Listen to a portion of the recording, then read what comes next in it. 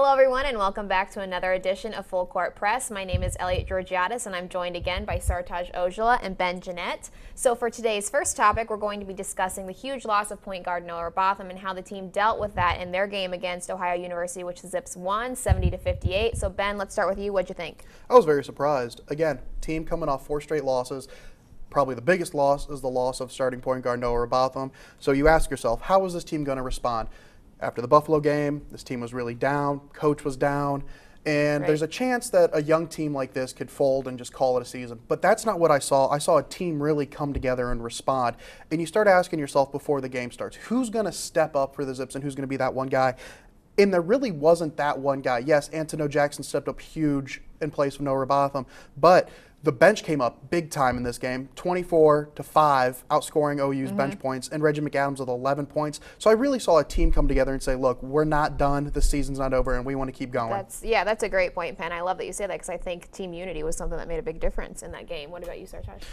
One of the things I do want to open up with is that after the Kent State game, Keith Dambrot really attested Noah Robotham's basic confidence and just his meaning to the team, and that showed to me Akron unfortunately lost a leader when Noah Robotham went down, and wish quick recovery for him as a freshman, devastating injury. You guys have both made great points, and we keep reflecting back to the thing that we first talked about in our first edition of Full Court Press, and we questioned his decision and how he played his players and how he used players off the bench. But I think the guy really knows what he's doing, because how many more key players are we going to lose this season, and we keep coming back even stronger, and I think it's incredibly impressive.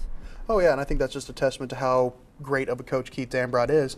And here's another thing about how great of a coach he is. Willis and Nador, two guys that torched the Zips down in Athens, had 40 points in that game combined? Well, not so much. They shot a combined 6 of 22 in this game. So the Zips really stepped it up on defense to go to the two guys that, hey, we have the depth here, but we need to shut the two guys down that could really hurt us, and then run OU out of gas. And that's exactly what they did. And even though OU is only 9-18 and 4-12 in the MAC, this was a must-win for the Zips. Yeah. After losing 4 straight, easily this team could have written themselves off and not show up in this game. And to have them beat Ohio, which they should beat, that's big to the Zips, showing that they might be back on track.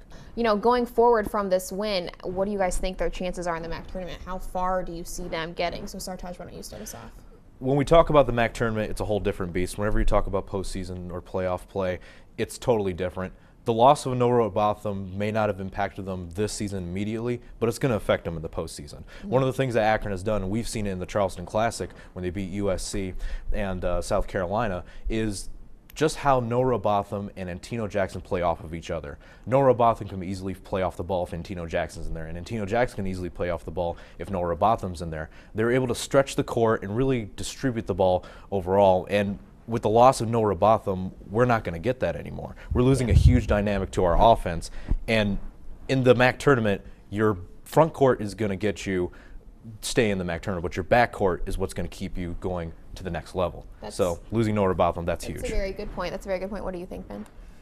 I think the losses is going to be huge. You know, you've lost 2 prime players on this team from Treadwell and Robotham.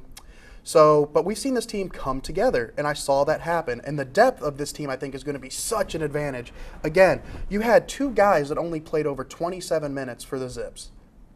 We're down here at the stretch of the games. Guys are starting to get tired.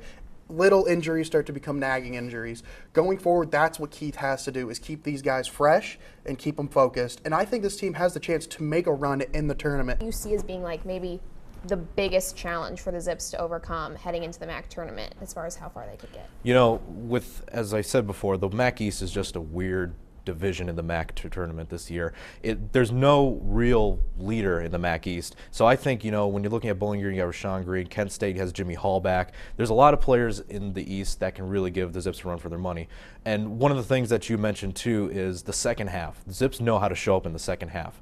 I find a little problem in that in the first half, they really start out really slow. I mean, we mentioned in the Ohio game, the Zips only were 25% from three-point range, and then the second half completely dominated, 58.3%. They need to get that going in the first half if they really want to stay in this tournament, because in the tournament, you can't afford to have a slow start. You need to start fast. And one player I do want to mention that really needs to show up in this tournament to replace Noah Robotham, it's Niles Evans. Someone that we really looked at this season to really have a big up season, especially this is his senior year. But with us, we're starting to see Niles Evans not really take that that role, and we need to really have him take over what Robotham has left. Well, unfortunately, that is all the time we have today. Thank you guys so much once again for all of your insight, and thank you guys for watching. For Full Court Press, I'm Elliot Georgiadis.